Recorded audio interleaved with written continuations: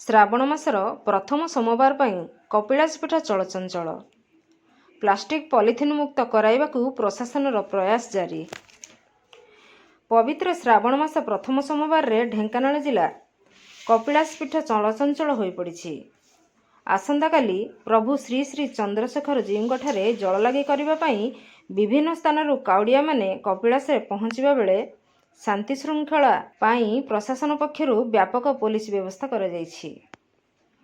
ସେହିଭଳି ଜିଲ୍ଲାର ପ୍ରତ୍ୟେକ ଶୈବପୀଠକୁ ପଲିଥିନ୍ ମୁକ୍ତ କରାଇବାକୁ ପ୍ରଶାସନ ପକ୍ଷରୁ ନିଷ୍ପତ୍ତି ପରେ କପିଳାସରେ ମାଜିଷ୍ଟ୍ରେଟଙ୍କ ସହ ପୋଲିସ ଏବଂ ବନ ବିଭାଗ ମିଳିତ ଭାବରେ ସଚେତନତା କରାଯାଉଥିବାର ଦେଖିବାକୁ ମିଳିଥିଲା ବେଳେ ଦେବୋତ୍ତର ପକ୍ଷରୁ କାମଚଳା ଭାବେ ସନ୍ଧ୍ୟାବେଳେ 3-4ଟି ପୋଷ୍ଟର ମାରି କାମ ସାରିଦେଇଛି।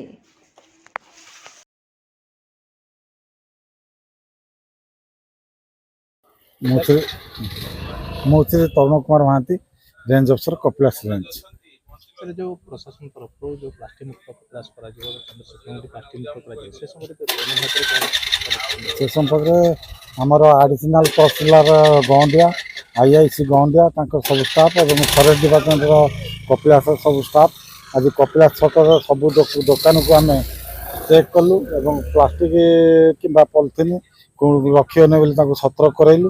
आदि भी रखती आईन अनुसार कार्यानुष्ठान हम आ लोक भी सब सचेतन अच्छा ये जो कागज ब्यागे लोक सब जिनस दबा नवा कर।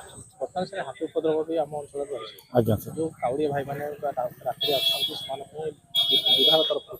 आमर विभाग तरफ आमर 4टा गाड़ी सबू रूट्रे जगी पूरा ड्यूटी कर जो राति जो काउरिया मैंने आसुँच भी एस्कॉर्ट करके आम हाथी प्रवण एरिया छाड़ू।